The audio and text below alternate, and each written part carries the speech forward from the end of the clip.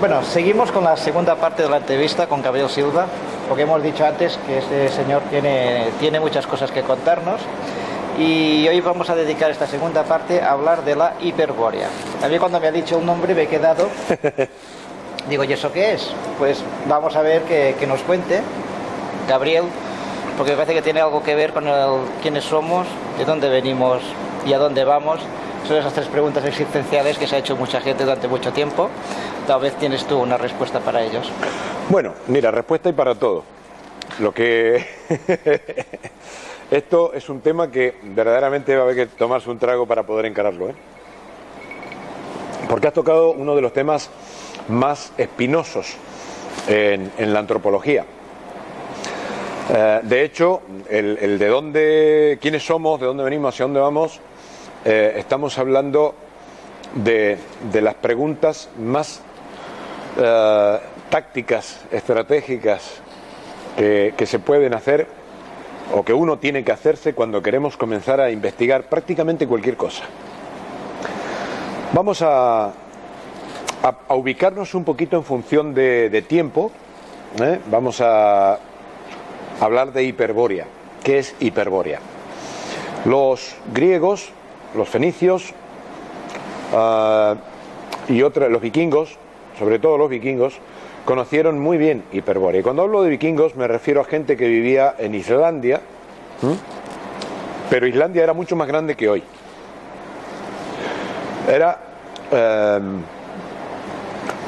Antes habíamos hablado de las pirámides mexicanas y hablamos de que cuando fueron hechas, estaban hechas encima de una isogona cero. Es decir, un punto donde nunca la brújula va a variar en declinación. Por lo tanto, claro, si yo te hago una cama piramidal, pues no cuesta nada reorientarla cada tanto. Si te construyo una casa piramidal, las casas que tenemos diseñadas van preparadas de tal manera que solo es cuestión de quitar el anclaje y volverlas a orientar. Se pueden mover, aunque pesan mucho, pues con una grúa, las más grandes, pues se pueden reorientar. Depende de dónde estén ubicadas, no vamos a necesitar, si están en Perú, si están en Colombia, si están bueno, depende de dónde. México tiene una franja más amplia, pero generalmente, por ejemplo, en Perú, en el norte de Argentina, en Buenos Aires, no vamos a necesitar reorientarlas. En México sí. En México aquí en España habría que reorientar. Pero ¿cómo hago yo para orientar una pirámide que pesa 7,5 millones de toneladas, como mínimo? Tienen que hacerse sobre isogonas cero. Cuando estudiamos esto y empezamos porque de ahí vino mi investigación sobre hiperbórea. ¿Qué pasó aquí? ¿Cómo estaba el mundo? ¿Cómo estaba el continente norteamericano? ¿Por dónde transcurría esta isogona? ¿Por qué aquellas pirámides están orientadas y estas no? Y una cosa te va llevando a la otra. Cuando tenía unos, 20 y pico años, estaba estudiando antropología y me encuentro con que había un continente en el norte de lo que hoy, entre lo que hoy es el este de Canadá, sí, donde está la isla, entre Groenlandia e Islandia habían unas partes de tierra y un poco más al norte habían una serie de islas, y empiezo a buscar mapas antiguos y datos, hago traducir algunos libros que me costaban un pastón, pero no teníamos a San Google para traducir cosas, y entonces hacía traducir libros del griego directamente, ¿no? Tenemos el problema que estamos en una Babel donde los distintos idiomas nos dificultan mucho la comunicación y la recuperación de documentos y cosas. Muchos libros que no están en Internet. Hoy creemos que porque tenemos Internet tenemos toda la información. Tampoco eso es verdad. Hay que seguir revolviendo en las bibliotecas, que nos encontramos maravillas. Y también nos encontramos que en algunos sitios se queman libros a diestra y siniestra, que no fue solo la Inquisición. Entonces, una vez encuentro un libro que trataba sobre hiperbórea y trataba sobre las pirámides que hay en Estados Unidos. No hablaba de las pirámides mexicanas, pero sí en Estados Unidos, que también las hay. Y ahí fue un poquito el hilo que me llevó a investigar más sobre Hiperbórea, porque había muchos datos que iban entre el norte de América y Grecia. Dice, ¿qué tiene que ver? Es que estaban hablando de lo mismo. Entonces una referencia me lleva a los vikingos y ya de ahí fue más fácil encontrar datos. Paradójicamente yo vengo de una muy antigua estirpe noruega, sangre española, italiana y tal, pero por un cierto lado por noruegos, y resulta que claro, los vikingos existieron hasta hace relativamente poco, con muy pocos siglos atrás. No estoy hablando de Eric el Rojo, que es lo único que la gente conoce por ahí de vikingo. Ah, Eric el Rojo, vamos, esto es como si me hablan de fútbol y me hablan como que solo conocen a Maradona. Entonces, cuando hablamos de vikingo tenemos que hablar de una cultura que vivió mucho más tiempo que el Egipto faraónico, que vivió mucho más tiempo que los mayas y los aztecas y los toltecas, y una civilización que creó cultura en muchos sitios. Entonces, de Hiperbórea tenemos mucho más datos por los vikingos que por cualquier otra cultura. ¿Y por qué se conoce tan poco cuando en realidad los vikingos han existido desde aproximadamente el año, bueno, como referencia escrita en runas, desde el año 15.000 antes de Cristo? Es decir, cuando todavía existía Atlántida. Era una civilización diferente. Atlántida tenía tecnología, los vikingos no. ¿Pero qué tenían los vikingos? Eran los primitivos, cuando los otros eran los tecnificados, porque estamos hablando de 15.000 años, digamos que hace unos 14.500 años, poco después de esa época que vino el diluvio, no sé, más o menos en esa época vino el diluvio, digamos, para relacionarlo con las pirámides, que era con lo que estamos hablando antes. Las pirámides de Egipto son postdiluvianas. Después del diluvio que destruyó Atlántida, después de ese diluvio se construyeron las pirámides egipcias. Antes del diluvio se construyeron las pirámides mexicanas. Pero mientras existió Atlántida, existía también Hiperbórea. Y mientras existió Lemuria, mucho anterior a la Atlántida, pero ya ahí tenemos, los datos son más de orden esotérico, de herencia esotérica, también existió. Quiere decir que es posible que todavía exista Hiperbórea. El problema es que el mundo ha tenido unos cambios donde una parte de Hiperbórea, que de lo poco que queda de Hiperbórea hoy, es Groenlandia e Islandia. Eso perteneció a Hiperbórea. De hecho, los cambios son tales que no hace tanto tiempo Groenlandia era, como lo dice su nombre, Greenland, tierra verde, porque era totalmente verde. El mundo ha cambiado más de lo que nos cuenta la geomorfología oficial. Hice una investigación muy concreta en el tema geomorfológico y me encontraba con una serie de cosas que, claro, también contradecían, la realidad contradecía lo oficial. Cuando me pongo a estudiar Hiperbórea resulta que me tengo que ir a otras épocas, tengo que investigar muy profundamente en la historia y me empiezo a preguntar cómo es posible que los vikingos han existido casi 15.000 años conservando una cultura y apenas se conoce hoy. Gente que escribía en runas, y todavía lo saben algunos lapones, todavía escriben en runas, todavía utilizan el futark. Esa gente es muy poco conocida. ¿Sabían que los lapones, por ejemplo, actualmente son una nación? No importa que haya nacido en Canadá, en Rusia, en Noruega o en Finlandia. Y son una nación. Eso no lo saben. La ONU les ha reconocido como nación y muchos de ellos saben escribir en runas. ¿Por qué estas cosas no se conocen? Por la misma que estábamos hablando de la pirámide. ¿Por qué estas cosas no se conocen? Por el engaño masivo que hay. Cuando hablamos de la historia, si conocemos la historia real, de dónde venimos, quiénes somos y a dónde vamos, y empezamos a hablar de ello, Hay mucha gente a la que no le conviene que digamos esto, porque al sistema en el que vivimos les conviene que estemos esclavos. Y justamente los vikingos fueron una cultura que convivió con diferentes épocas, pero de una manera tan especial que no es que no tenían alta tecnología, sí que la tenían, y tan alta que era extremadamente simplificada. Los vikingos sabían trabajar muy bien la piedra y han hecho obras monumentales en piedra, han hecho esculturas del tamaño de una montaña. Cerca de San Salvador, en Brasil, hay una, en la costa, parece una cabeza, ya está un poco degradada, pero se nota que no es natural, que es artificial. Pero es que cuando vamos a Ollantaytambo, Marcahuasi, bueno, todo Perú, en muchos sitios, Tambopata, nos encontramos con unas obras y unas cosas que decimos, pero ¿quiénes construyeron? Bueno, los dioses y cuando empezamos a hilar y relacionar cosas y hablamos del Viracocha, como te dicen los libros, ¿no? Resulta que el Colla y el Aymara no hablan de Viracocha. Eso es lo que aparece en los libros de Eribondeni, que ni en otros, traducido al castellano de esta manera, pero el Aymara o el Colla dice Virgoch. Y en noruego antiguo, es decir, en idioma vikingo, esto significa hijo del hombre viril. Porque los vikingos eran los dioses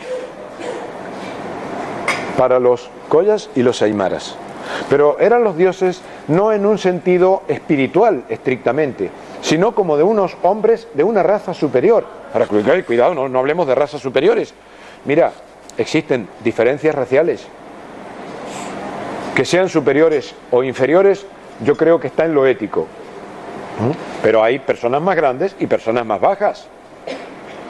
Entonces, no reconocer ciertas diferencias y creer que todo el mundo somos iguales también es una aberración científica.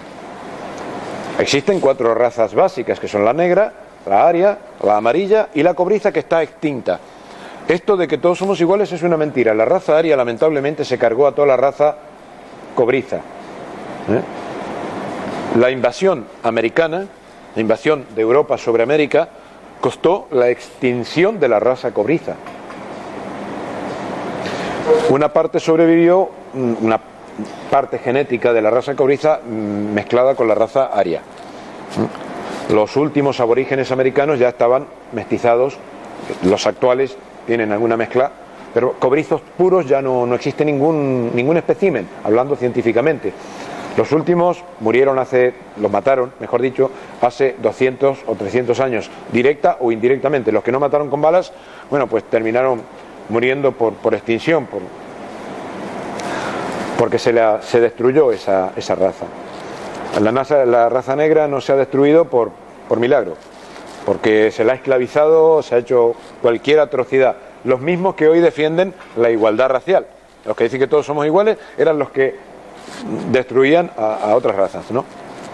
Entonces, sí que en lo ético tenemos que comprender de que todos somos personas antes que nada, antes de cualquier diferencia, pero es que los hombres y las mujeres no somos iguales, podemos tener los mismos derechos, tenemos que hacer leyes que sean igualitarias en un sentido, pero no somos iguales, viva la diferencia. Si nos olvidamos de toda la diferencia, pues me parece que vamos contra la naturaleza, ¿no es cierto?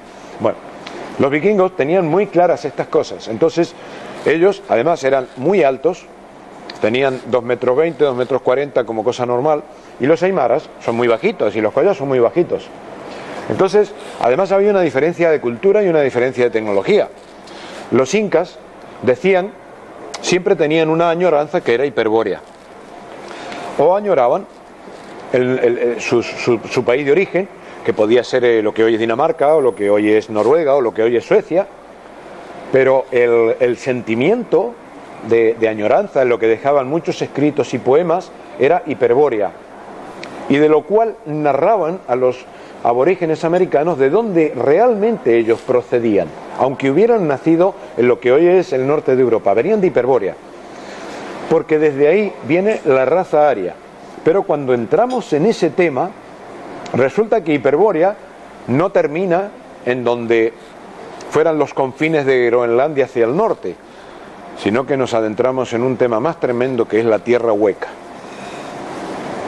Ahí es donde las cosas se nos ponen más difíciles, porque tenemos que entrar en una interacción de ciencias, donde hablamos de geomorfología, de geografía, de geodesia, de historia y de literatura, porque tenemos que entrar a considerar que las leyendas que elaboran los pueblos no son meras imaginaciones. De algún lado vienen las leyendas populares de los diferentes pueblos, los folclores. Todo eso tiene un fundamento muy rico que hay que analizar para entenderlo. Entonces, ¿de dónde venimos? Mira, también tenemos que diferenciarnos como razas, porque resulta que los negros no vienen del mismo sitio que los blancos. Los amarillos no vienen del mismo sitio que los negros o los blancos. Cuando analizo esto con la ayuda de los antropólogos de la vieja escuela, cuando la antropología eran 17 años, y ya había que ser abogado o médico para poder entrar a estudiarla, ¿no? No como ahora, 3 añitos y ya eres antropólogo. ¿Qué? ¿Ahora somos muy inteligentes y los del siglo XIX eran idiotas? Pues no, había muchas cosas que había que saber. Resulta que unas investigaciones que son bastante... lamentablemente no puedo dar datos ahora porque necesito una carrada de informes que dar, y yo quiero sintetizar para que la gente investigue un poco. Resulta que la raza negra no viene de África. Lo que nos dicen los negros más antiguos de África, es decir, la raza negra, los chamanes negros y algunos arqueólogos negros que han investigado en profundidad esto, todas sus leyendas nos hablan de un mundo muy grande, que es el más grande de los mundos bajo el sol. Interpretado con el conocimiento moderno, ¿cuál es el mundo más grande bajo el sol? ¿África? ¿América? No, el mundo más grande bajo el sol es Júpiter. Y cuando nos dicen que su mundo nos lo dibujan con 2 huevecillos en un círculo, aunque están dispuestos de una manera simbólica, estamos viendo las manchas de Júpiter.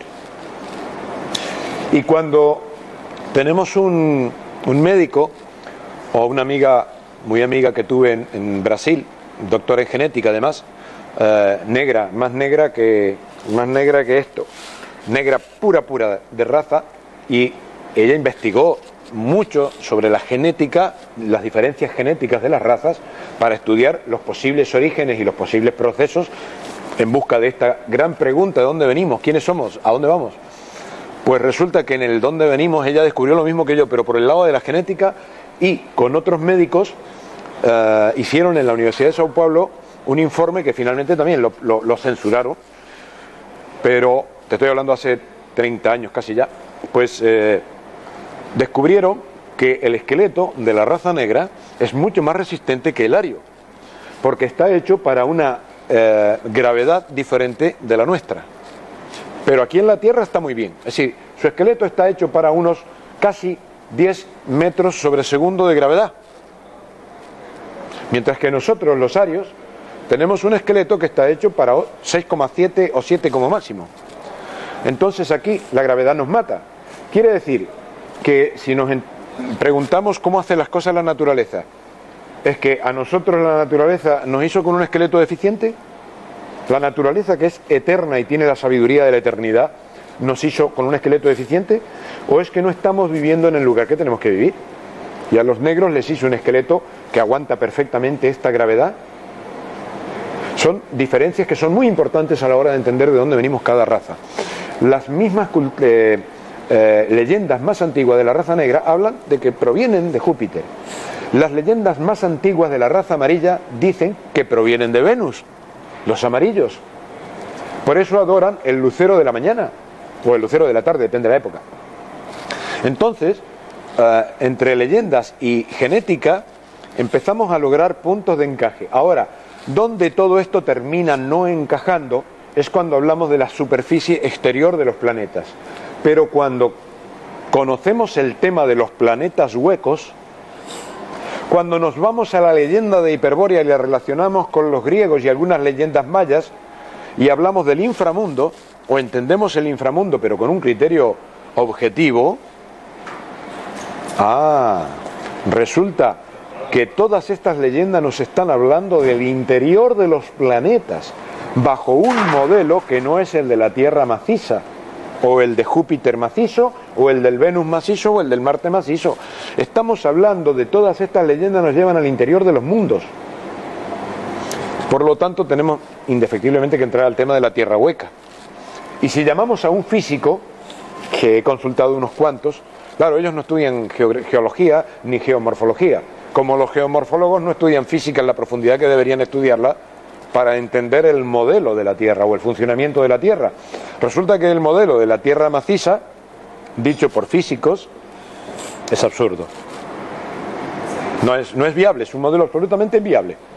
Digamos que si yo te digo, mira, ponte encima de este taburete, te pones encima del taburete. Ahora coge el taburete con tus manos y levántate. ¿Levitarías? ¿Levantarías el taburete? No, ¿verdad? Es un modelo físico inviable. Bien, pues el tema de la Tierra maciza es tan inviable como eso. Es totalmente ilógico. Si miramos el plano, el dibujito que nos enseñan en la escuela, el problema es que también lo enseñan en la universidad, de la Tierra maciza, y decimos, bueno, esto tiene un funcionamiento nuclear, como te proponen de alguna manera, ¿no es cierto? Bajo ese modelo, resulta que el mundo estaría siendo afectado por un terremoto constante, mínimamente, por el solo hecho del efecto marea.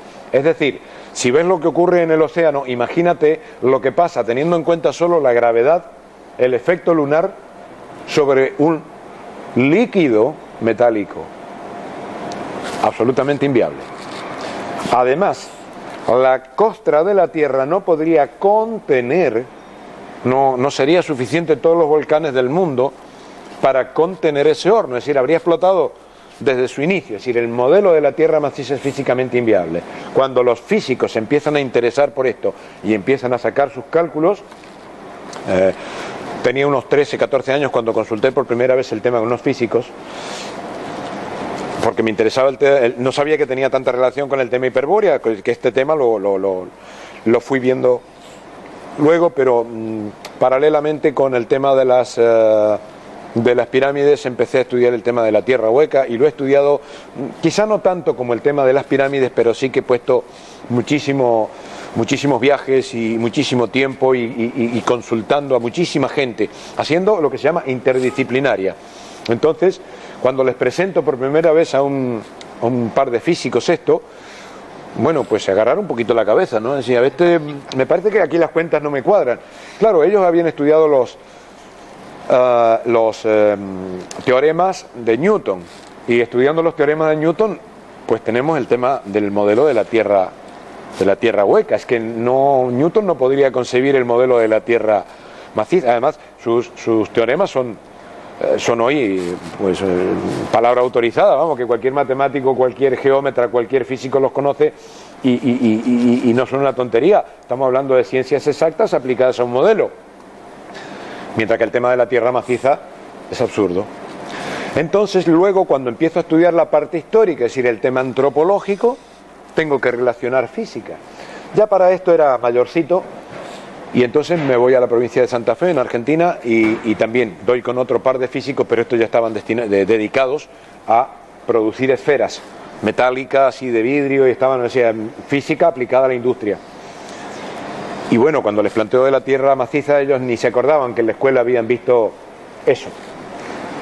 Y se miraron un poco y dijeron, ¿esto es lo que enseñan en la escuela? Sí, me parece que esto es lo que... Sí, pero es que esto no... Vamos, es que al solo sacar algunas cuentas básicas se rieron del modelo y dice, esto no puede ser. Ve a decírselo a los profesores de física, le digo yo. De geografía y de geomorfología. Dice, ¿que eso enseñan en la universidad también? Sí, de la escuela primaria, la secundaria y de la universidad. Ese es el modelo que te enseñan en geología. Bueno, mira, saquemos algunas cuentas. Sí parece una estupidez, pero bueno, las cuentas demostraron que era una gran estupidez. Hicieron algunos modelos, intentaron hacer un modelo práctico, no era totalmente viable, pero sí metiendo un montón de detalles en los cálculos, y vieron que realmente la Tierra no puede ser maciza. Pero sí, les presenté el modelo de Tierra hueca y ya las cuentas salieron. Y luego eso fue ajustado por diferentes personas que fui consultando a lo largo de los años y llegamos a la conclusión de que la Tierra en realidad tiene 1000 kilómetros de corteza, pero detrás de esa corteza, más abajo de esa corteza, atmósfera, y más allá sí un núcleo, un sol interior. Y cuando nos vamos a la historia y a lo que nos cuentan los vikingos y a lo que nos cuenta Nicolas Janssen ya en el siglo XIX, final del siglo XIX, porque hay gente que ha entrado en el interior de la Tierra por los huecos polares, tanto del sur como del norte, hablando una vez un amigo mío, del cual, esto ya lo tengo por referencia de una tercera persona, un piloto de la Fuerza Aérea Argentina entró en el interior de la Tierra. Cuando leemos algo que es de público conocimiento, aunque distorsionado ya con el tiempo, en 1947 el almirante Richard Byrd con su ayudante Dufek fueron en un avión Beaufort, entraron por el Polo Norte, sobrevolando una superficie, lo que sería Hiperbórea, pero ya es no la Hiperbórea que en algún momento estuvo en la parte de afuera del planeta, sino ya en la parte de adentro, lo que es parte del hueco polar norte, y sobrevolando una extensión similar a la de Estados Unidos. Iban con un avión Beaufort cargado de tanque de combustible para tener una enorme autonomía, y bueno, les alcanzó para volver, pero llegaron a ver inclusive un mamut, como los que se han encontrado luego en Siberia, todavía si bien estaban congelados, se sabe que no eran fósiles, han muerto hace relativamente poco. Es decir, estamos viviendo no solamente en un sistema de engaños, un sistema de engaños científicos, a tal punto que se nos sigue ocultando que en realidad estamos viviendo en la parte de afuera del mundo, y los mundos no están hechos para ser habitados normalmente en la parte de afuera. Entonces ya pueden mandar sondas a Marte y a otros planetas que sí, van a encontrar a lo mejor en algunos ruinas, como en Marte, que hay ruinas, hay pirámides, hay muchas cosas, océanos, lo que fueron fósiles hace millones de años, pero eso no quiere decir nada. La realidad de los planetas está por dentro. La Tierra tiene una costra de 1000 kilómetros, es decir, cuando leemos la Biblia, si la interpretamos correctamente, el Génesis nos habla de que el Señor, Jehová, primero la edad nórdica es más amplia en esto, y nos habla de un señor que se llama Loki, que luego fue llamado Yahvé, que significa el inquieto, y después Jehová, que significa expulsado de la tierra. Entonces este señor fabricó personas, seres humanos, a su imagen y semejanza. Hoy le llamaríamos clones. Pero claro, esto está en libros muy antiguos, que con el tiempo se fue degenerando y además se fue acomodando a los poderes eclesiásticos y políticos. Por conveniencia le fueron quitando, poniendo y tal. Pero si nos quedamos estrictamente con lo científico que nos puede dar el Génesis, nos encontramos con que habla de Hiperbórea, solamente que descrita en una serie de términos que luego se ha repetido en las toponimias, es decir, en los nombres de lugares, en otros sitios, como en Asia Menor.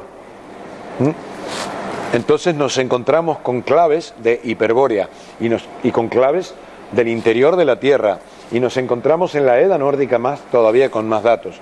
Cuando los comparamos con el Génesis bíblico, sobre todo si pillamos la Biblia aramea, nos vamos a encontrar con mucho más detalle de dónde venimos, como raza aria, como personas de raza aria. Venimos de otra raza de verdaderos seres humanos. Nosotros somos clones, o copias de copias de copias de clones. Por eso sufrimos tantas cosas, somos tan débiles, tan frágiles, nos caemos de 3 metros y nos matamos. Mientras que los dioses no serían otra cosa que los verdaderos seres humanos. Por eso cuando hablamos de pirámides, ¿quiénes la construyeron?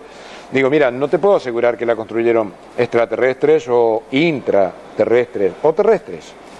No lo sabemos. Pero sí sabemos que existen intraterrestres. Sabemos que por lo menos nosotros venimos, y nos lo dicen nuestros libros sagrados, entre comillas, nos lo dicen. Somos clones de otros seres superiores, hechos a imagen y semejanza. En realidad, ¿dónde estamos? A 1000 kilómetros del paraíso, porque hay En cualquier punto del planeta que estamos, solo que tenemos que ir 1000 kilómetros hacia abajo en cualquier punto que estemos. Y bueno, ¿hacia dónde vamos? Ya hemos hablado un poquito de dónde venimos. Somos clones de arios terrestres, del mismo modo que los negros que viven con nosotros son clones de manejos genéticos, creaciones genéticas que hicieron sus primordiales, que les llamamos así a los verdaderos seres humanos de raza negra en Júpiter, como de los chinos, los amarillos en general, de Venus, ¿no? Así, ellos, bueno, son extranjeros adoptados porque hay una situación en algún momento en que dicen estos primordiales de Júpiter, de Venus, de la Tierra y posiblemente de Marte en algún momento, o como nos hablan las crónicas herquianas, que hablan de un planeta que se llamó Erk y del cual vendría la raza cobriza, que fue destruido y antes de que se destruyera, un gran contingente vino a la Tierra. Aquí a la superficie externa de la Tierra hueca, que es la única que está en este momento albergando a todos los productos genéticos de primordiales de distintos planetas. Es que en algún momento los primordiales, algunos, no todos, no el colectivo integral, pero sí hubo un pequeño colectivo, bastante cabroncete, vamos a decirle, por no decir otras palabras peores, que se pusieron a fabricar personas, se pusieron a jugar con la genética, es decir, con el árbol de la ciencia del bien y del mal, del cual ahora no nos dejan comer el fruto, que, como lo dice el Génesis, léanse el Génesis bíblico, pero no con criterio religioso, con criterio científico. Después que dice este señor Yahvé que crea a los seres humanos, claro que hay que interpolarle el Salmo 82 de la Biblia hebrea, el juicio de los dioses, para poder entender esto. Al que están juzgando en el juicio de los dioses es a Yahvé, otros dioses. ¿No ves que en todo momento habla en plural? Después que ha hecho al hombre a su imagen y semejanza, que le ha sacado, lo ha dormido en un profundo sueño, es decir, lo ha anestesiado, le ha sacado una costilla, será una célula madre de la costilla, que son las mejores para hacer clonación, hace a Eva, que por provenir de carne de varón, dice la Biblia, no es llamada hembra, sino varona. Claro, después que hace toda esta tropelía genética, los otros lo echan juntos con sus criaturas, porque estaban viendo el desastre que estaban haciendo. Y siempre habla en plural, no dice voy a hacer ahora, no, dice hagamos al hombre a nuestra imagen y semejanza. O sea que estamos hablando de un grupito de científicos. Lo que el Génesis nos habla es un grupo de científicos que están jugando con el árbol de la ciencia del bien y del mal. ¿Qué árbol puede ser más del bien y del mal que la genética, donde un fruto que le modificas, un factor que le modificas, vas a producir por los siglos de los siglos el desastre o la mejoría? Y dice todavía, ahora echémosle de aquí, siempre hablando en plural, ahora echémosle de aquí. No sea que coma del árbol de conservar la vida, vive para siempre y venga a ser como nosotros. Para tener un Dios así me quedo con Satanás, ¿eh? Si hay ese Satanás que te pinta la caricatura, me quedo con ese, que a lo mejor me invita un trago. Pero este se puso a jugar con la genética, este Dios que adora a tanta gente. Y entonces dice, a ver, otras crónicas son muy similares, porque hay leyendas dogonas de los dioses negros, y son tan extraordinarios como nuestros dioses arios, es decir, que hay humanos primordiales que son perfectos, cada uno en su raza, y nosotros somos venidos a menos en cualquier raza que estemos, chinos, amarillos, negros, blancos, cobrizos que ya no hay, quedan algunos descendientes en el norte de América, y todos los seres humanos estamos aquí sufriendo esto que se llama mortalidad, y en eso sí somos todos iguales, y no debería ser así, no debería morir nadie. Para entender esto es que tenemos que empezar a entender el verdadero cristianismo, el cristianismo gnóstico, por el cual se busca la inmortalidad. Aunque no se alcance la inmortalidad física, se logra por lo menos la conciencia de inmortalidad, que ya es importante, saber que como alma, cualquiera sea nuestra raza, somos inmortales, y ahí es donde está la verdadera igualdad, en el alma, que somos todos seres humanos ante todo. Ahí es donde está la verdadera igualdad, en la ética, en el amor, la inteligencia y la voluntad que aplicamos en la vida. Y para eso hay toda una enseñanza Cada raza tiene una yoga. Los negros tienen la danza yoga. La palabra danza viene de la raza negra. Tienen la danza yoga, que es muy parecida a la yoga rúnica, que es la que tiene que hacer el ario. La yoga asánica, que es la indo-aria, que es la que hacen los hindúes, que a los arios pues no nos va del todo bien, algunas cosas sí, otras no nos sirven en su totalidad. Los chinos tienen una yoga que se llama yoga de lamaserías o gimnasia de lamaserías. Cada raza tiene su yoga. ¿Por qué no somos iguales? Cada uno funciona de una manera distinta. Entonces, nosotros, los arios, tenemos que practicar las runas. Los negros practican la danza yoga. Lo que pasa es que las tribus negras de África, más que han conservado mejor esto, lo hacen en sus bailes, lo hacen en sus danzas. Y es precioso, a ellos les viene de maravilla. La capoeira brasileña tiene su origen en esa yoga. Y parece una especie de kung fu, parece un arte marcial. En realidad es una yoga que los negros las practican y viene de maravilla al cuerpo. Eso sí, hay algunas partes de cada yoga que le puede servir a cada raza. Por ejemplo, dentro de la yoga amarilla está el Tai Chi Chuan. El Tai Chi le viene bien a todas las razas por igual, porque es una forma equilibrante. Las runas, pues ya es más delicado el tema, son más específicas y no les sirve prácticamente más que a la raza aria. Se tienen que modificar para que las puedan hacer Samael Aun Weor, por ejemplo, el creador de la iglesia agnóstica, modificó las runas adaptadas a las etnias y razas o mezclas raciales que hay en América. Ya son más suaves, porque si practicamos una yoga que no nos corresponde nos puede hacer daño. Nosotros, los arios, podemos practicar, por ejemplo, la danza yoga. De la raza negra la podemos practicar sin peligro. Pero los negros no pueden practicar las runas sin peligro. Tienen que modificarla para poder practicar. De hecho, son muy parecidas, pero necesitan un movimiento. Nosotros las hacemos quietos, porque nuestros cuerpos vitales funcionan de una manera distinta. Nosotros no podemos practicar la yoga de los amarillos, nos mataría. De hecho, se ha muerto mucha gente intentando practicarlas. A alguno le va bien y la resiste, fantástico. Pero hay mucha gente que ha ido al Tíbet y le ha hecho fatal, o sea, se han enfermado y se han muerto. Porque no podemos practicar una cosa que no corresponde exactamente, no fue creada para nuestro cuerpo vital. Entonces toda esta cosa hay que ir sabiéndola, informarse bien antes de entrar a practicar. ¿Por qué hablamos de las runas y de todo esto y de las yogas? Porque las yogas son el modo que tiene cada raza de acercarse a la inmortalidad, alcanzar las condiciones que nos fueron quitadas genéticamente, nos ayudan a desarrollar la conciencia. Para todas las razas es igual. O sea, el objetivo de cada yoga es alcanzar la conciencia de inmortalidad, saber que somos almas, saber que somos seres inmortales, que estamos en un envase con caducidad. Y si no alcanzamos la inmortalidad en cuerpo físico, por lo menos tener esa conciencia. Pero ¿qué es lo que nos dice Jesús con su vida, con su obra y con su ejemplo? Cuando está curando toda clase de apestados y inválidos, está diciendo: estas obras que yo hago vosotros también las haréis, y más grandes aún haréis, ¿verdad? ¿Qué hace la gente postrada, arrodillándose y rogando? En lugar de aprender y ser como Cristo.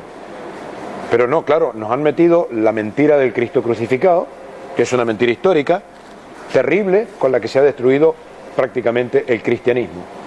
En realidad la herejía cátara, la herejía arriana, lo que pasaba era que los templarios cristianos conocían la verdadera historia, sabían de todo esto y sabían que Cristo no fue crucificado. Y sabían que tampoco murió, porque a los 73 años, en Cachemira, en la India, hizo su ascensión y trajeron no solamente el santo sudario de Turín, sino muchos otros sudarios de la zona de Cachemira. Aproximadamente 1700 sudarios fueron traídos a Occidente por los templarios.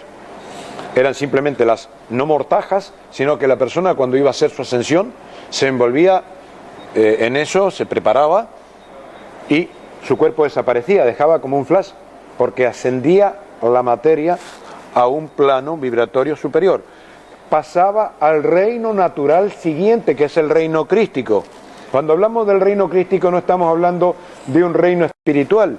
Tenemos un reino mineral, un reino vegetal, un reino animal, un reino humano, y por encima está el reino crístico, y por encima estarán reinos angélicos o lo que queramos. El reino crístico no es otra cosa que aquello a lo que debemos aspirar, que no llegamos fácil a ello. ¿Por qué? Porque vivimos en la parte de afuera del mundo, estamos genéticamente modificados. Somos un mal producto genético. Entonces nos morimos antes de hacer nuestro proceso natural. Los primordiales, negros, amarillos o arios o de cualquier raza en cualquier planeta, no mueren. El ser humano no debería morir, simplemente debería ascender naturalmente al reino crístico sin hacer ningún esfuerzo particular. Nosotros sí que tenemos que hacerlo. ¿Cómo lo hacemos? Primero, catarsis psicológica. Eliminar toda la mierda psicológica que tenemos, porque si no hacemos eso, no sirve avanzar en lo demás. Si tenemos miedos, odios o vicios, los vicios todavía alguno que otro puede ser tolerable, pero no podemos tener odios y no podemos tener ninguna clase de odio y ninguna clase de miedo. Porque si tenemos miedos u odios, no hay avance. Y vicio, bueno, podemos tener algunos hábitos moderados. Yo me tomo un whisky de vez en cuando, me fumo un cigarrito de vez en cuando, pero como le dé mucho, pues también me voy a hacer pelota. Entonces, pues si no logramos controlarlo a eso, si eso me controla a mí, no soy nada. Si lo tengo por placer de vez en cuando, ya es otra cosa. Puedo tener algún hábito. Es lo máximo que me puedo tolerar. Hasta que ni eso. Llegado su momento, ni eso. Pero hay muchos placeres. El placer no es un hábito. El placer es una necesidad. La cuestión es qué clase de placeres vamos a tener, y nunca el placer nos tiene que controlar. Pero si eliminamos miedos y odios y vicios, ahí empezamos el verdadero camino que nos lleva a la hiperbórea. Los cantos de hiperbórea de los vikingos llevaban nada más y nada menos que a ser puros. Lo mismo que los cátaros de la Mainesangue. O sea, los cantares de los trovadores del amor, de los fideli de amor, de los templarios antiguos. No es solo como nos pinta la literatura, que le cantaban a una dama y ya está. No. Cuando le cantaban al grial y cantaban a la belleza, cantaban a la idealización del amor, se explicaban muchas cuestiones metafísicas, de lo cuales hoy nos cuentan en burdas películas un vago remedo de la epopeya templaria.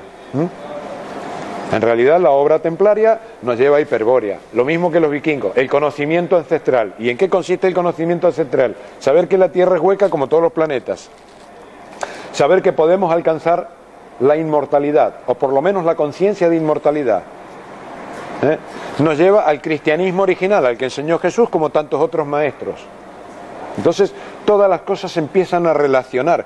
Cuando voy a Egipto me encuentro con que toda la metafísica que aprendí en la orden templaria a la que pertenezco, y toda la que desarrollamos después y pudimos descubrir de otras órdenes templarias o no, me lo encuentro en Egipto. Me encuentro en los templos de Abu Simbel todo este conocimiento, me encuentro en algunas cosas claves de la tierra hueca, me encuentro a la hiperbórea que cantan los vikingos de una manera, los templarios de otra, también está en los templos egipcios. Me encuentro el mismo conocimiento metafísico, los 8 arcanos mayores o llamados principios mayores, y las 7 leyes herméticas que componen cada uno: amor, vida, verdad, unidad, espíritu, eternidad. Todo este conjunto de conocimientos ancestrales están relacionados en todo el mundo, en todas las culturas.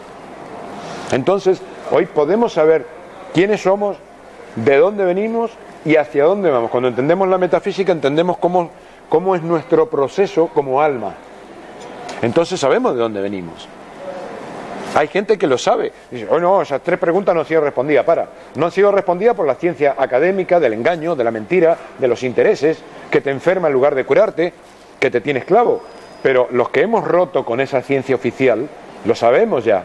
Que hay muchas cosas que no sabemos, claro, pero lo básico lo sabemos. Sabemos que genéticamente venimos de los primordiales de distintas razas en distintos planetas. Sabemos cómo son cuál es el conocimiento trascendental que conservó el cristianismo básico, que es el mismo que el conocimiento que tenían los amarillos, que era lo mismo que se enseñaba en el Tíbet antes que entrara el budismo. No soy antibudista, cuidado, pero el budismo entró y un poco rompió con una escuela de conocimientos que había en el Tíbet. Pues los negros todavía conservan en África, en algunos sitios, conservan ese conocimiento trascendental, se lo transmiten de padres a hijos, tienen algunas muy pocas escrituras y dibujos con lo cual pero eso se lo callan, no salen los documentales, porque finalmente te empiezas a dar cuenta que vamos a lo mismo.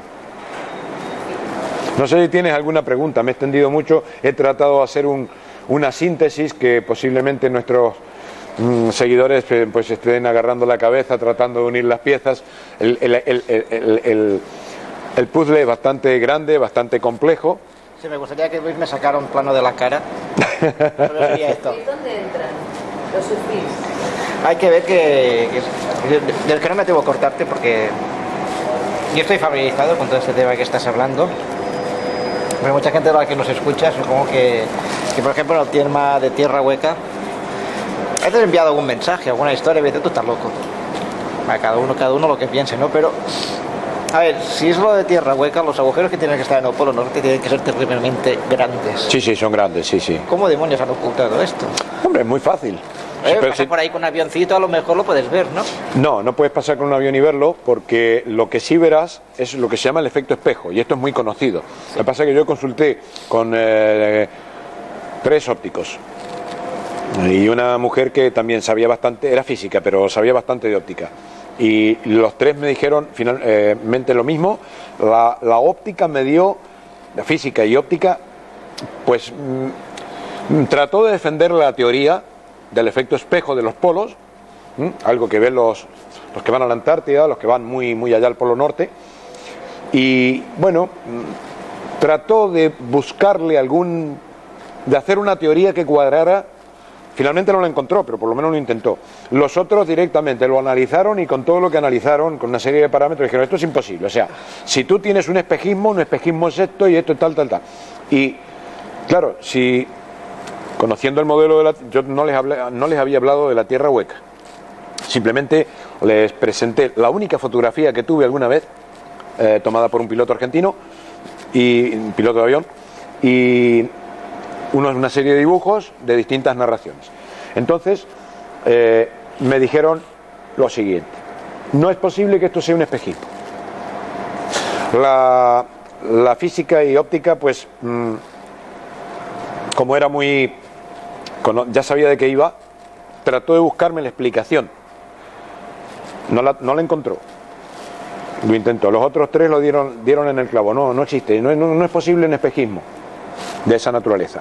Por esto, lo otro también. Y bueno, si estamos en los polos y hace mucho frío y tal, bueno, pues también sacaron sus cuentas. No es posible. Ahora, cuando ves el modelo de la Tierra maciza, pues crees que el polo, pues, te salió en la revista, en varias revistas, ¿no? Pues marcando los norteamericanos un cuadrado, decir, aquí está el polo. Mira, es una mentira grande como una casa.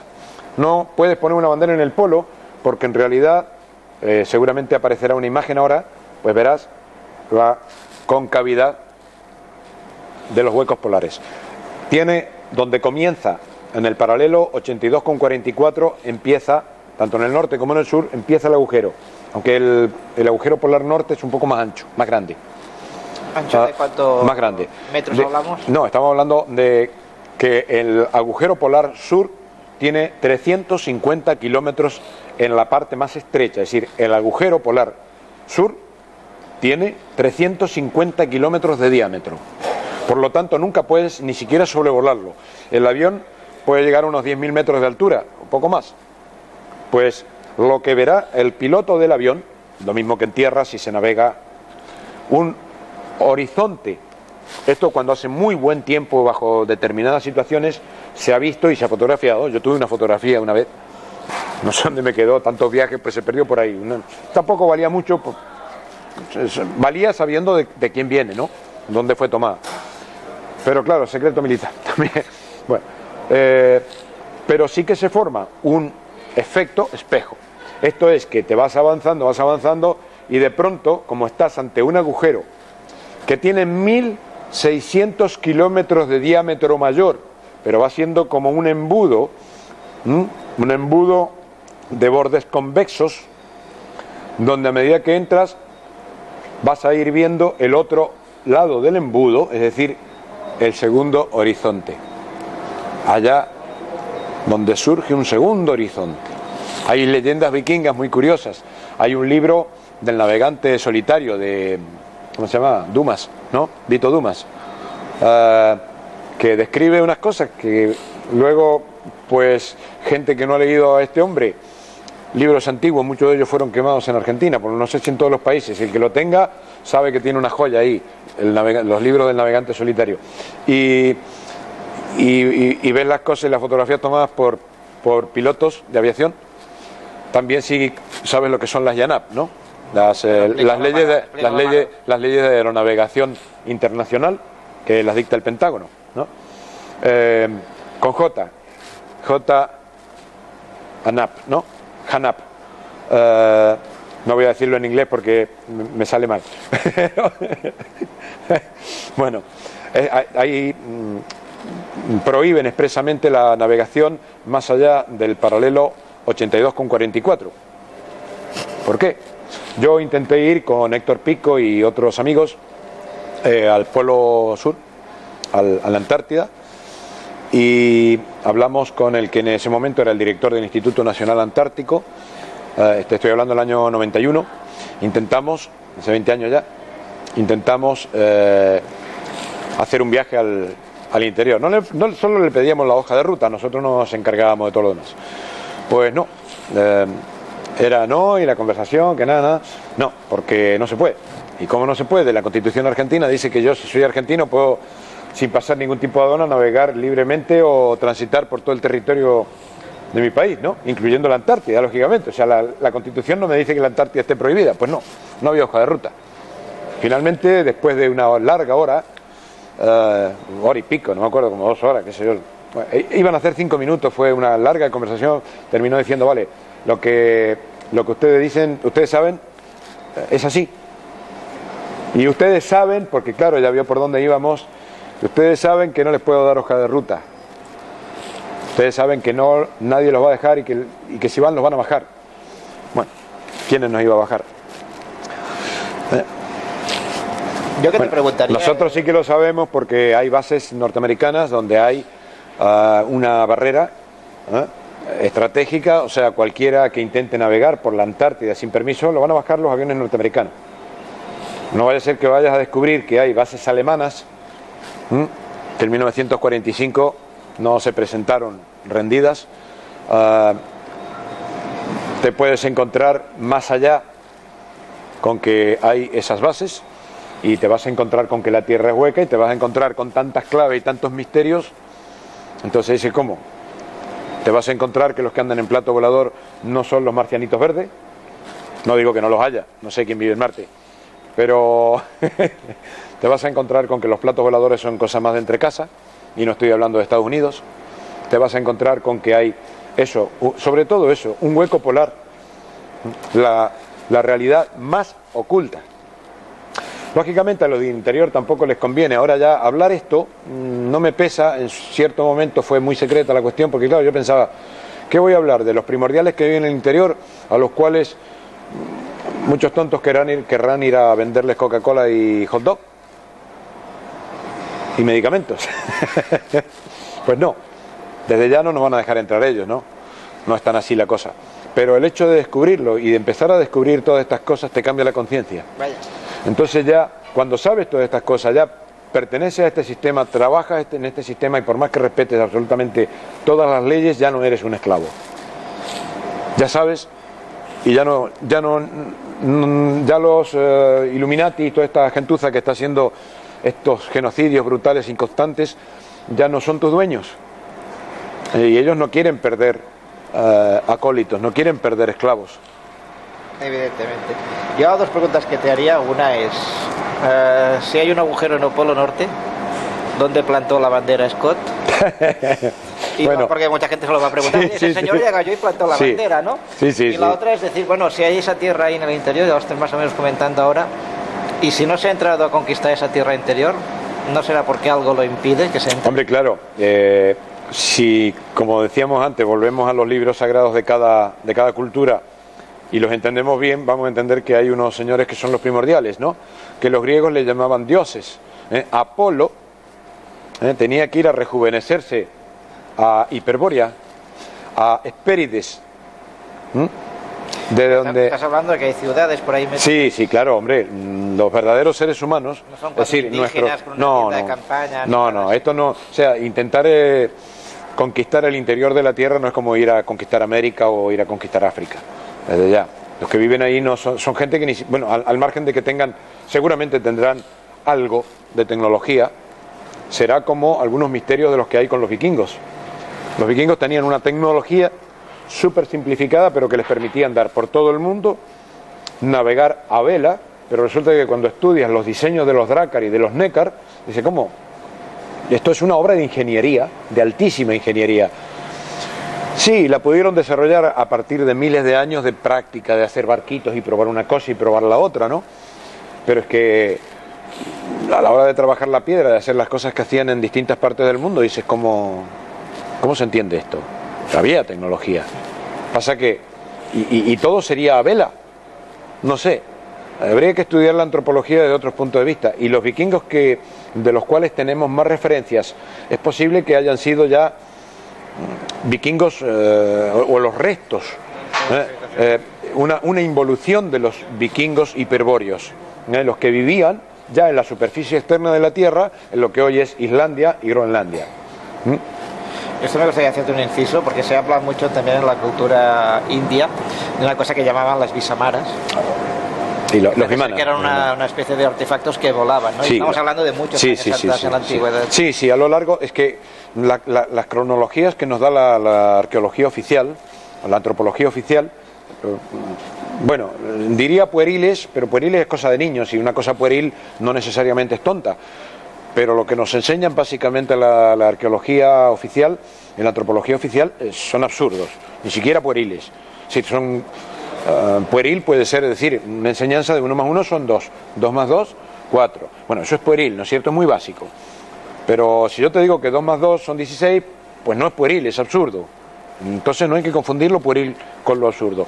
Se puede simplificar algunos temas, pero cuando estudiamos las cronologías tenemos errores matemáticos, tenemos cosas que no cuadran con la investigación geomorfológica, geológica y sobre todo física. Entonces, errores de lógica. Yo pondría a 3 o 4 detectives de la Guardia Civil a estudiar la historia y te aseguro que esos tíos van a llegar, no como un cuento de la momia que le hicieron hablar, ¿no? Hablando en serio, los científicos de la policía, si tú los pones a investigar con criterios policiales, todas estas cosas, te van a alucinar.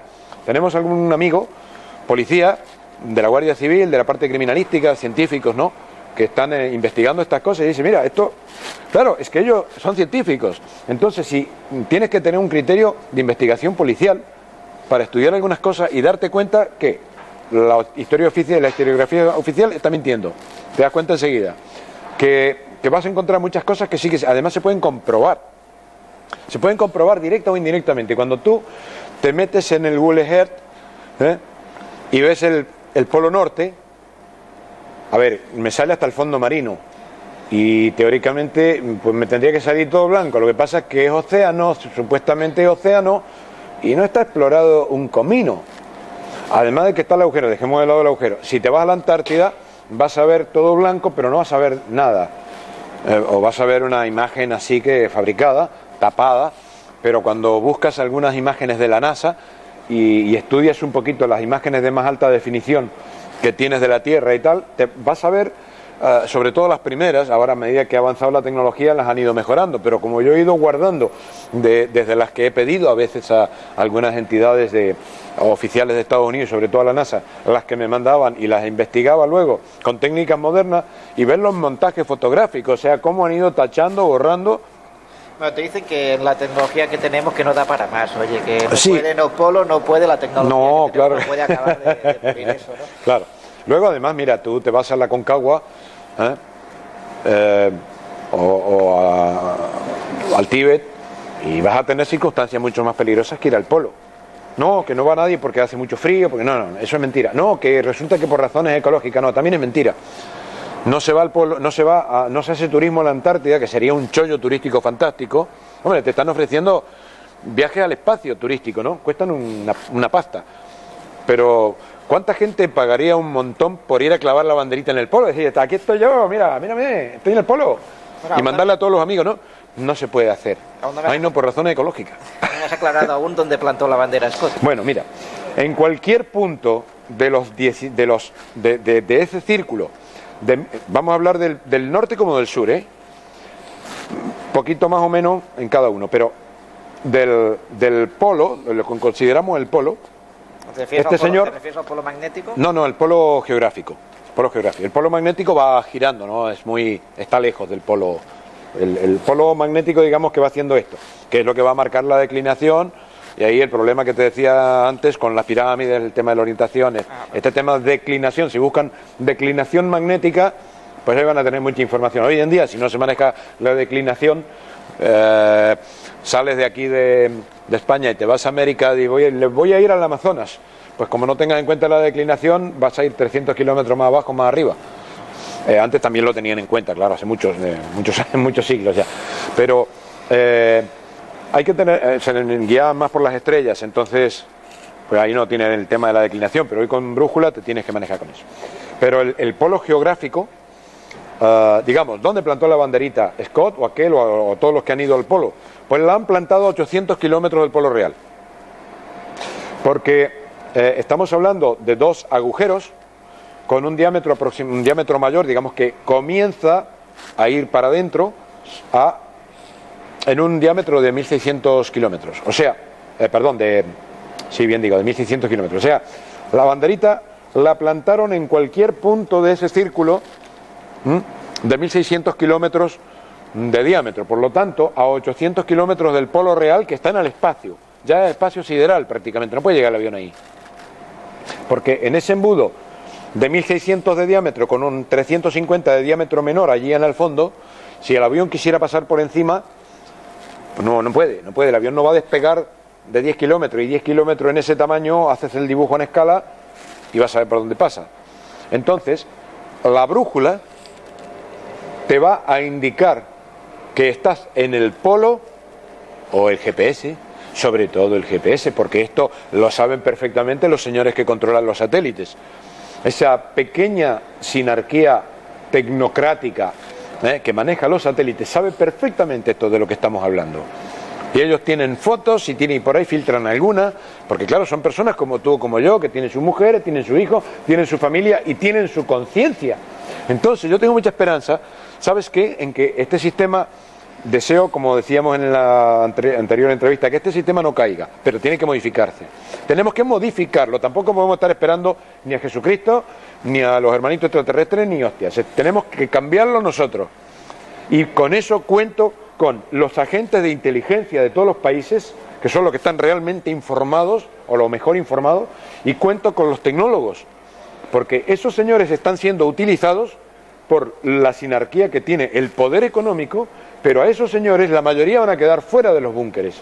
Los tienen esclavos, sometidos como a ti o como a mí, y encima, como hables, tiro en la cabeza. Entonces, porque tienen sus grupos de agentes que son limpiadores, digamos, ¿no? O sea, lo que ves en algunas películas, la realidad es más drástica, más terrible. Entonces, estos señores que tienen la tecnología están vigilados por otros señores que son unos cuadrados de cabeza que solo saben manejar muy bien una pistola. Así es la realidad es muy dura.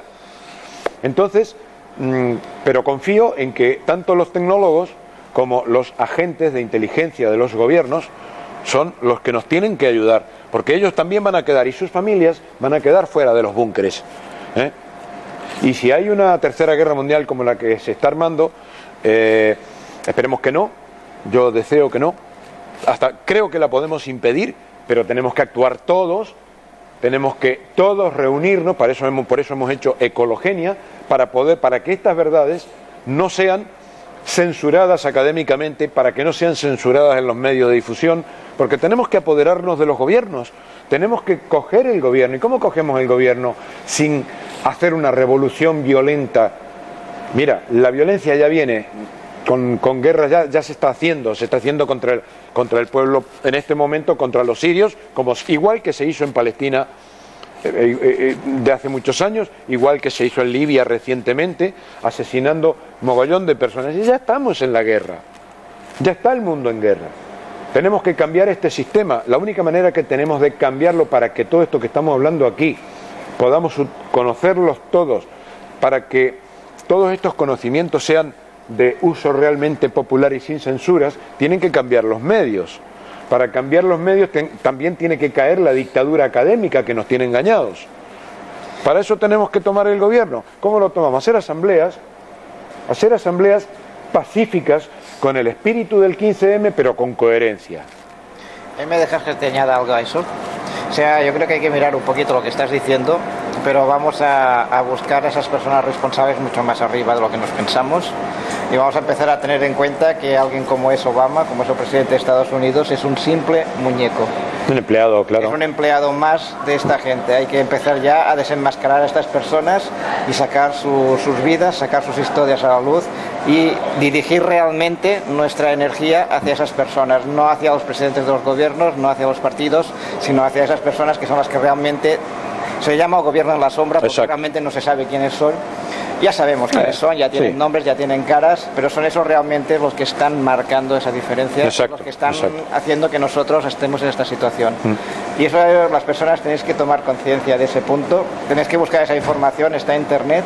En Internet está nuestra red de comunicación global. Sí es verdad que hay mentiras, pero también es verdad que hay muchas verdades. Y ahí es realmente donde la gente tiene que apuntar, mucho más arriba de lo que es. Sí, Obama. y esto sí que es muy importante. Cuando hablamos de los políticos, también metemos a todos en el mismo saco.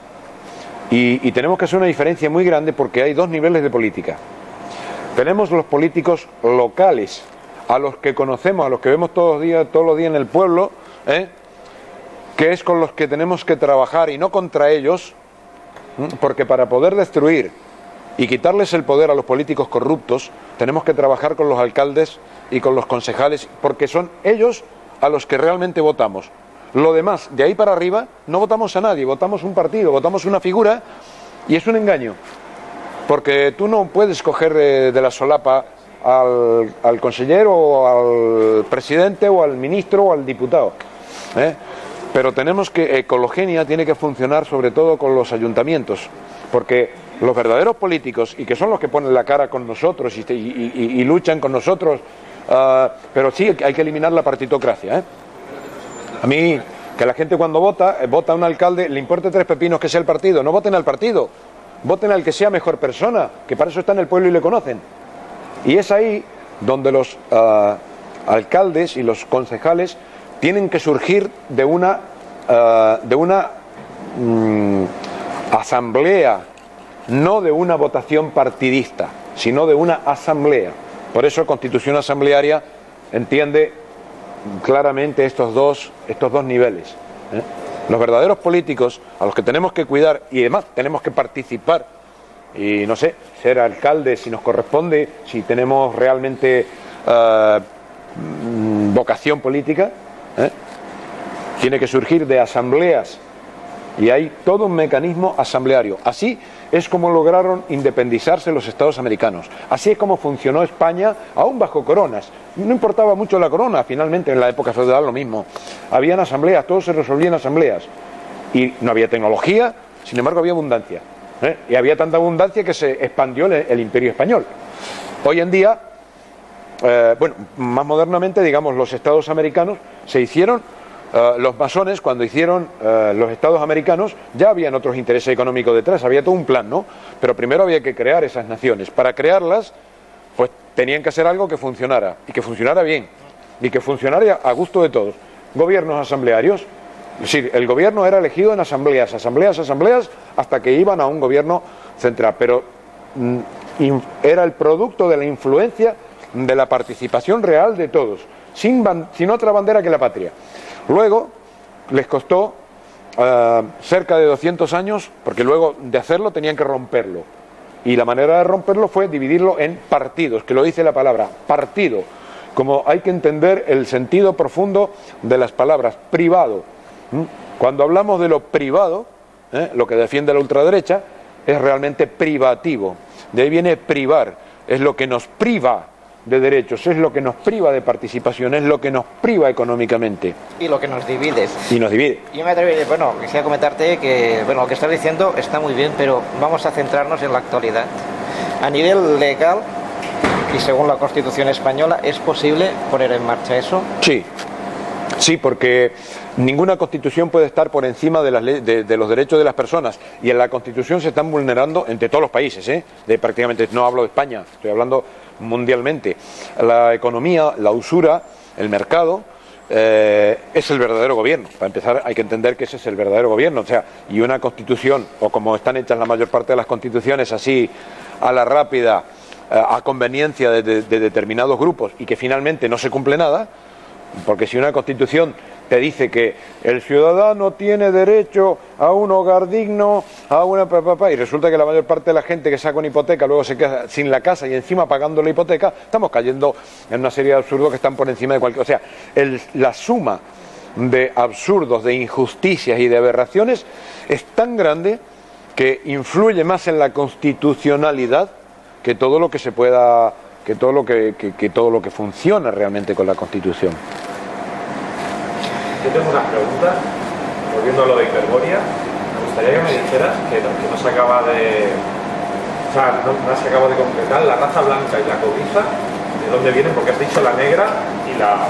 Sí, la raza aria es propia del planeta Tierra. O sea, nosotros somos, los arios somos los dueños de casa, digamos, pero en la terraza castigado igual que los otros, ¿no? Arriba del tejado. Y la raza cobriza se originó en el planeta Erk, un planeta que fue destruido. De hecho, en el norte argentino, en Bolivia, en Paraguay, hay una serie de leyendas muy antiguas de aborígenes que nos hablan de Erk. Los vikingos también rescataron parte de esa historia, y está, por ejemplo, un instrumento que luego copiaron otras culturas, que se llama el erque. El erque y el erquencho son dos instrumentos musicales que recuerdan, cuando empiezas a estudiar lo que significa, qué significa aquella melodía. O sea, hay musicólogos trabajando con arqueólogos y antropólogos, como yo, heterodoxos, ¿no? Que no condicionados a un sueldito de la universidad, ni mendigando becas, pues han llegado a la conclusión, han podido, digamos, desentrañar las claves que nos dan esos instrumentos musicales, y son el lamento de la raza erquiana, la raza cobriza, de que su mundo será destruido. Entonces emigran. Ese planeta Erk, que ya no existe, es el actual cinturón de asteroides. El misterioso cinturón de asteroides es el planeta Erk destruido. Y bueno, y eso. Ahí estás hablando de una guerra galaxiana, ¿eh? No, estoy hablando de una cosa que se llama demiurgia, que es cuando el ser humano, o cualquier especie, contraviene una serie de leyes naturales y se pone a experimentar con lo que no debe irresponsablemente. Esto, demiurgia, por ejemplo, es lo que hizo, por eso le llamamos demiurgo. Demiurgo quiere decir creador de pueblos. Hay unas confusiones metafísicas de gente que tiene unas cosmovisiones y cosmogonías medio raras, adulteradas, no la han entendido bien, pero la palabra misma te lo dice. Demiurgo, urgo es creador, realizador, un dramaturgo, un taumaturgo, son palabras... Bueno, urgo es creador. Un teurgo, o investigador, también puede ser. Un teurgo es aquel que hace con Dios. Un demiurgo es el que hace con el demonio. Si vamos al caso de la palabra demonio, viene de demiurgo. Pero demos relacionado a pueblo. Es decir, un creador de pueblos. Cuando hablamos de un creador de pueblos, es algo anormal, es algo antinatural. ¿Por qué? Porque los pueblos los crea el logos planetario. El anima mundi de los romanos, o el logos, concretamente el logos de los griegos, es el alma del mundo. Entonces, el logos planetario es el que crea pueblos perfectos, naturales, en todos los reinos. Desde pueblos de bacterias hasta pueblos de plantas, pueblos de animales, o pueblos de personas, o pueblos de lo que sea. Es el logo del mundo, es el que contiene toda la vida, porque estamos encima de un ser viviente. No estamos arriba de un cascote que está dando vuelta en el espacio. La Tierra, como todos los planetas, son seres. Es una célula cósmica, es un ser viviente. Si no entendemos eso, para entender de dónde venimos, pues la cosa es larga, ¿no? Y para entender la metafísica, pues hay que estudiar un poquito. Pero hay que entender que no estamos arriba de un cascote. Estamos encima de un mundo que funciona como una célula, que da lugar a todas las formas de vida que contiene. Si no entendemos nada de la ecología, ni entenderíamos de dónde viene nada.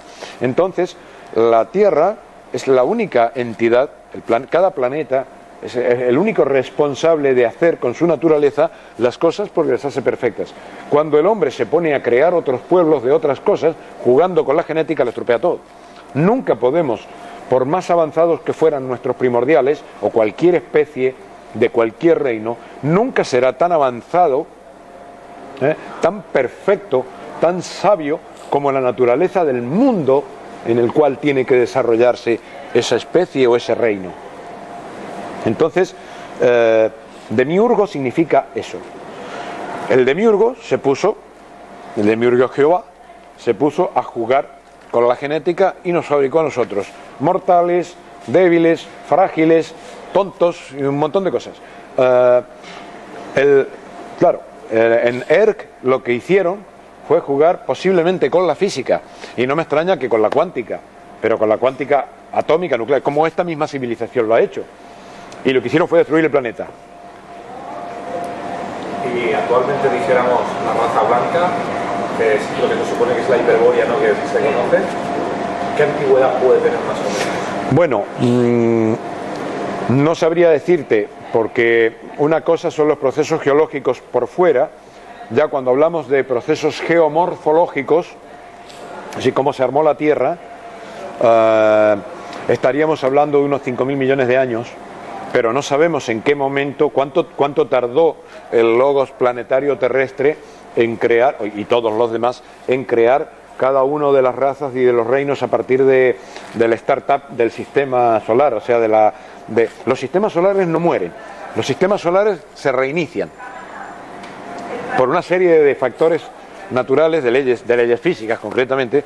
Una estrella explota, se hace una nebulosa, la masa central se reúne, digamos que el Sol se reinicia, y todos los planetas alrededor que han sido absorbidos con todas sus especies ya evolucionadas han pasado a otros estadios. No quiero entrar en esa parte metafísica porque es complicada, pero sí dentro de lo estrictamente físico. Los planetas se vuelven a formar masas de plasma solar, no se llegan a reunir con la masa central, quedan dando vueltas alrededor, pero es plasma estelar, el quinto estado de la materia plasmática, fría, no necesariamente caliente, pero con una serie de cualidades que es un pedacito de estrella, como el Sol. Pero esos pedacitos, en su movimiento alrededor de la gran masa solar, van a ir juntando toda la materia química. Es decir, que van a rejuntar todo el polvo cósmico, todos los guijarros, y van a volver a hacer una estructura que al principio es blanda, pero va a ser el planeta. Entonces aquí ya podemos ver algunas imágenes al respecto. Entonces, esos planetas, al principio blandos, van a ser bombardeados por meteoritos, van a tener todo un proceso plutónico, volcánico, digamos, porque otros pedacitos de magma de plasma estelar más pequeños que no van a tener tamaño suficiente como para formar un planeta o una luna de un planeta, caen, se precipitan, pero como ya hay materia química no plasmática, no llegan a juntarse con el Sol interior. Por lo tanto, se quedan ahí haciendo un proceso que llamamos plutónico, y ese plasma estelar aprisionado en materia química va a producir el magma, los volcanes. Los volcanes es decir, los que tienen salida de la superficie exterior, no tienen más de 100 kilómetros de profundidad, la 10ª parte de la costra terrestre. Entonces hay que ver este cuadro de una serie de imágenes que podemos ver ahora. Aquí tenemos lo que sería una cuenca volcánica ya muy subterránea, no necesariamente va a tener salida al exterior, hay grandes vacuoides en el interior de la Tierra, y algunos volcanes ya los menos, o los primeros y más antiguos, hacia el interior, y algunos, posiblemente los más antiguos de todos, cerca del Polo Sur, tienen salida cerca de los agujeros polares. Pero todo esto, esto es geomorfología respetando la física, es decir, este modelo lo ve un geomorfólogo que sepa de física o un físico que le interese la geomorfología y le van a empezar a cuadrar todas las cuentas, mientras que con la tierra maciza no hay cuenta que valga. Los primordiales fueron creados en algún momento a partir de que la tierra ya se enfrió, entre comillas, se terminó de formar, se solidificó y se fue desarrollando la cultura en cada planeta más o menos igual. Nacieron los hombres, los verdaderos hombres, no nosotros. Las verdaderas razas de cada planeta. Se fueron desarrollando y lo que sí sabemos con bastante exactitud, también entre comillas, si nos guiamos por lo que nos dicen los Vedas, como los escritos rúnicos más antiguos, como la Edda rúnica, que es la Edda nórdica, que está escrita en runas, y habría que ver con Zacarías Sitchin, pues también ha dado unas claves, lo que pasa que él yo creo que las ha interpretado de otra manera, pero en el fondo te está dando más o menos una misma clave temporal que hace que coincidan estas tres grandes obras, las sumerias, las rúnicas y la Biblia aramea. Lo que pasa es que la Biblia aramea está todo mucho más alegorizado y ya un poquito degenerado, pero nos hace coincidir en unos 600 millones de años. Es decir, que el hombre mortal, la historia de Adán y Eva, es de aproximadamente 600 millones de años atrás. Lo que pasa es que se ha venido, ya te digo, distorsionando, se ha tratado de recuperar, porque hay una llama votiva que nunca se pierde, que es la del conocimiento esencial. Yo dejo, por ejemplo, este mensaje, al margen de lo que deje aquí, pues si tengo medios, voy a dejar una serie de símbolos, una serie de mensajes como para que lo interprete alguien, que lo encuentre dentro, no importa que pasen 10.000 millones de años. Yo le voy a dejar unas claves astronómicas, para que se ubique en el tiempo según los astros. Digamos que un paleoastrónomo se va a dar cuenta, cuando una civilización dentro de millones de años llegue a desarrollar la paleoastronomía, mira, este nos dejó un mensaje en clave, matemático y paleoastronómico. Va a hacer marcha atrás, como hizo Graham Hancock y su socio, ahora se me ha ido el santo al cielo, pero esta gente hizo un análisis paleoastronómico y puede datar las pirámides por una serie de factores. Entonces, es la manera de dejar mensajes. Los que dejaron este mensaje nos dicen que el hombre fue creado a imagen y semejanza de este señor hace unos 600 millones de años. Bueno, hay muchas historias. Larga la historia. Hay muchas historias que se van entrelazando con lo que tú dices y creo que es bastante difícil de ir discerniendo entre... Es difícil aislar, o sea, esto es un trabajo que nos ha llevado... que sea científicamente correcta ni que... No, pero lo que te estoy diciendo es una teoría en la que han tallado físicos, astrónomos, paleoastrónomos, matemáticos, literatos, especialistas en lenguas, gente como Jacques de Maillet, un hombre que tuvo 30 y pico títulos, 37 títulos creo que tuvo, académicos, o sea, gente que ha estudiado muchísimo. Yo soy un poquito el heredero y depositario de muchos de ellos y llegamos a esas conclusiones. Esa información para que la gente la pueda buscar y valorar. Perdona, Gabriel, dentro de este hecho de los primordiales y como semillero estelar, entraron en paralelo lo que eran los animales dentro terrestres, como semillero a la vez de que vivía todos los primeros primordiales inmortales, dentro de los ováculos dentro de la Tierra. Entonces, más o menos por aquellas épocas o frecuencias eran cuando empezaron a desarrollarse. Los animales primordiales sí que había una raza muy determinada. Sí. ¿Cómo se interconectaban lo que eran los primordiales? Claro, es que para que pudiera existir estas razas adulteradas que somos nosotros, mortales y demás, con toda una serie de deficiencias, para que pudiéramos seguir existiendo, nos tenían que proveer de comida. Entonces, para esto, este demiurgo ya había hecho experimentos anteriores con animales. Entonces hay 7 razas de animales primordiales, de la cual derivan en realidad todos los animales que conocemos. Todos. Algunos no estamos muy seguros, hay más trabajo genético que hacer. Lo que pasa es que yo he tenido solo una genetista disponible para consultar, para investigar y trabajar durante un par de años. Y entonces, claro, iba y más o menos con distintos elementos por la misma línea. Harían falta 2 o 3 genetistas para armar un equipo de investigación en este sentido y llegaríamos a conclusiones muy parecidas a las de Alfred Wallace. Y estos animales primordiales también fueron degenerados. Ahora, hay animales que sabemos también por estudios genéticos, también interactuando con un ingeniero que hacía cálculo de resistencia de materia, es decir, veía cómo estaba elaborado un esqueleto y te podía decir, de hecho lo pueden hacer hoy en día muchos arquitectos e ingenieros, este esqueleto puede aguantar tal peso y está elaborado en función de tal gravedad. Entonces, los animales primordiales, bueno, el búfalo, la abeja, como insecto, todos los insectos derivan de la abeja.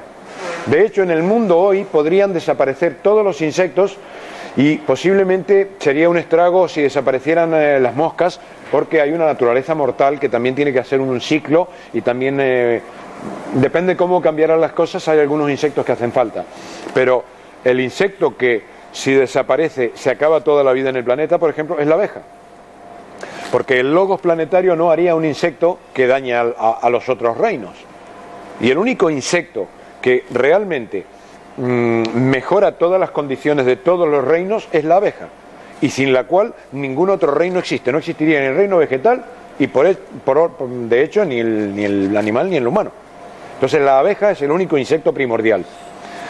Todos los demás son modificaciones tras modificaciones durante 600 millones de años, algunas modificaciones a propósito, manipulaciones genéticas, y otras producto de los acomodos normales, leyes herméticas, no, de selección y de adaptación, que son leyes de la vida. Luego, el búfalo, por ejemplo, o el bisonte, es lo más parecido al primordial del cual derivan las vacas, y bueno, todos los vacunos, también los caballos, y creo que hasta los perros. O sea, hay toda una secuencia genética en la cual, ya te digo, esto sería para que lo hable un genetista que está más autorizado que yo. Luego, dentro de las algunas aves, ¿no? El águila es el ave primordial, de la cual se podría derivar toda la genética de todas las aves que existen posteriormente. O sea, este tema que de los peces a aves, pues está muy traído de los pelos. Tan traído de los pelos que genéticamente, no, aunque parezca este documental que nos suelen pasar en la televisión, cómo los peces empiezan a desarrollar alas y terminan volando y haciendo las aves, pues parece muy bonito y parece muy tal, pero cuando lo estudiamos desde el punto de vista de la matemática relacionada con la genética, no salen las cuentas. Porque la genética también es una cuestión matemática. Hay mucha matemática aplicada y claro, estamos haciendo cuentas con elementos biológicos, ¿no? Y entonces parece que los peces vienen por otra línea completamente distinta, pero ya ahí no lo tenemos muy claro. Los delfínidos son también una especie que parece que son completamente distintas, y no son los delfines, por lo menos parece que fueran animales primordiales que ni siquiera han sido modificados, porque de hecho son más inteligentes que los humanos, tienen mayor cerebro que nosotros, y sabemos perfectamente que hay una relación entre el tamaño de la masa encefálica con el desarrollo intelectual. Lógicamente sus percepciones son distintas, sus intereses son distintas, su nivel de conciencia es distinto. No le podemos pedir que sean tecnológicos porque no tienen manos para realizar tecnología, pero tienen otras capacidades para vivir, de hecho, en otro medio. Entonces no los podemos relacionar, no podemos hacer comparaciones tan burdas, ¿no? Como decir, a ver, si no tienen tecnología. No, para, el hombre no es más inteligente porque haya desarrollado tecnología. Quizás la ha tenido que desarrollar como muleta porque por falta de otras capacidades. Si tenemos telepatía no necesitamos ni radio, ni móvil, ni teléfono, ni televisión, ni nada, porque nos transmitimos imágenes, pensamientos, sensaciones, olores y todo lo que quieras transmitir con telepatía. Entonces no somos mejores porque tengamos telepatía. Es decir, el rengo no está mejor porque lleve una muleta. O sea, mejor estaría no siendo rengo. No es mejor que yo porque lleve una muleta. Si yo me quedo sin una pierna, tendré que usar una muleta, no estaré mejor. Mira qué muleta más bonita que tengo, no, prefiero decir, mira qué pierna que tengo, ¿no? Entonces, no somos mejores, es un error muy grande creer que porque tenemos tecnología somos mejores. Para nada, la misma tecnología que vamos desarrollando nos va demostrando cuánta muleta necesitamos. Nuestras carencias. Yo sinceramente quería decirte ahora, pues que si un delfín no tiene tecnología, sencillamente es porque no le hace ninguna falta. Sí, exacto. Pues no sé si te queda más por decir. No, si por decir podemos decir, Ya llega ¿por un qué línea punto, vamos? ya llega un punto en que, bueno... Lo que pasa es que a medida que este vídeo lo vayan comentando los televidentes o los oyentes, podemos ir agrandando el tema. Pero claro, tengo 53 años, a los 3 años y medio empecé a leer y me parece que mi madre se arrepintió de enseñarme y he sido un preguntón terrible toda la vida y vivo respondiendo preguntas hoy en día, pero también sigo haciéndolas y sé que necesito vivir 800 años, según he calculado, necesito 800 años nada más que para responderme las preguntas que ya tengo hechas. Así que pues no voy a terminar nunca de hacer preguntas y entonces es lógico que... Esta información que hemos hecho una pincelada, Gabriel Silva ha hecho una pincelada, hay un gran libro que él lo titula El Testamento de todos los tiempos. Sí, la Biblia 3, Testamento de todos los tiempos, se ha escrito con intención de simplificar a extremo todo esto que hemos hablado. Contamos en el primer... ese libro se iba a escribir en 1927, pero... asesinaron a 2 obispos de la iglesia, a gente de la orden a la que pertenezco y fue en ese tiempo la cosa fue muy drástica, ¿no? Porque se encontró el Evangelio de Nerón, que es un documento histórico escrito por el incendiario, matricida, malcantante, degenerado, todo ese que te pinta Hollywood, ¿no? Y resulta que era cristiano. Dices, ¿cómo? ¿No? Entonces, claro, cuando empiezas a revolver y la historia se te da vuelta y es un terremoto, pues es muy terrible. Entonces escribimos la Biblia 3, Testamento de todos los tiempos, que la gente lo puede conseguir en lulu.com. Pero si buscas la Biblia 3, Testamento de todos los tiempos, ya te aparecen varias páginas donde hay enlaces.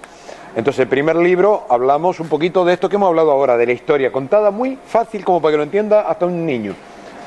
Que te cuadren las cosas con lo que te han enseñado seguramente no te cuadrarán. No. Pero es la primera manera de empezar a entender. El segundo libro tiene mucha práctica para abrir la mente en cuestiones que te sirvan prácticamente, como la catarsis, el cambio, porque si no, mira, ya te puedo hablar todo lo que quiera y puedes saber todo el mundo, el universo, de sus leyes y tal, pero si no empiezas quitándote los miedos y los odios, ya te digo, no sirve para nada. Por supuesto, el Tantra Yoga también está explicado en ese libro, no hemos hablado de ello, pero que sería para hablar todo en él. Y vale, un poquito de las runas que hemos hablado, pero bueno, es mucha información, la hemos tratado de simplificar ahí. Y el libro tercero, que es el que sí que he escrito yo básicamente, también montado sobre pies gigantes y de gente que nos dejó muchos datos para armar un puzzle que finalmente pudimos armarlo. ¿Qué ibas a decir para armar un pollo? No, podemos armar un pollo y un follón también, pero ahí está armado el puzzle de los 8 principios metafísicos, metafísica pura y dura: amor, vida, verdad, inteligencia, espíritu, principio, unidad y eternidad. Esas 8 palabras, cada una tiene 7 leyes herméticas. Los que han leído el Kybalión saben de qué estoy hablando, porque el principio propiamente dicho es el que trata sobre la ley de karma o causa y efecto, polaridad, negativo o positivo, generación, masculino femenino, correspondencia, así como es arriba es abajo, así como adentro es afuera. No las voy a decir todas. Pero mira, esta es muy importante. Esta es muy importante. El amor. Porque sin eso no hay política, sin eso no te valen las yogas, sin eso no te vale nada, sin amor. ¿Y qué es el amor? ¿Se puede explicar científicamente? Sí que se puede explicar científicamente el amor. Mira, te lo voy a explicar con gestos, porque así la gente lo va a entender mejor. Y estamos hablando de física. El pegamento universal, sí. Mira, atracción es amor. Si te abrazo como amigo hay una atracción. Si abrazo a mi mujer ya hay otra atracción distinta. Espero. Ya hay algo más que atracción. Antes de entrar en eso, voy a entrar en lo que pasaría si fuéramos enemigos. Una repulsión. También es amor. Entonces, para entender el amor también tenemos que entender al enemigo, porque el enemigo a veces nos va a decir qué es lo que nos está faltando. Y tenemos que estudiar muy bien por qué somos enemigos. No quiere decir que no combatamos. Jesús nos dijo que dijo, amad aún a vuestro enemigo. ¿Esto qué quiere decir? Que si tú y yo nos enemistamos alguna vez, Tendré que estudiar mucho porque me he enemistado con... ¿Será que tú te enemistaste conmigo o yo contigo? ¿Será que los dos no entendimos algo y por eso estamos yendo en caminos distintos? Porque la ley fundamental es la atracción. También existe la repulsión. A lo mejor es que tenemos que hacer algo juntos, pero no pegados. Tú tienes que ir por un lado y yo por otro. Entonces, como los planetas, si los planetas fueran atraídos por el Sol y no existiese, además de la inercia, una fuerza de repulsión entre el plasma y la materia química, los planetas caerían. Las leyes físicas no terminan de sacar las cuentas. Entonces, hay una repulsión como ley. Y resulta que de eso surge una interacción. Mira, estamos hablando de amor, ¿no? Pero estamos hablando de atracción, de repulsión y de interacción. Ya con mi mujer, por ejemplo, llego a una adhesión. Y a nivel espiritual, a una cohesión. Y algo que no ocurre en las relaciones interpersonales, pero sí en la materia, en los planetas, la fusión y la fisión. Mira, atracción, repulsión, interacción, adhesión, cohesión, fusión, fisión. 7 leyes herméticas para explicar el principio amor. ¿Cómo que el amor no tiene nada que ver con la física? Todo está relacionado con todo. Evidentemente, todo está relacionado con todo. Bueno, Gabriel, ha sido una pasada. Creo que sería bien ya ir recortando. Y vamos a decir pues que hay mucha información en este vídeo, que la cojáis poco a poco, la procesáis poco a poco. Intentad buscar las historias y recordad que lo que realmente os va a hacer libres va a ser que descubráis la verdad y la descubráis por vosotros mismos. Que también es un principio universal y es independiente de nosotros. No esperemos que la verdad nos encuentre.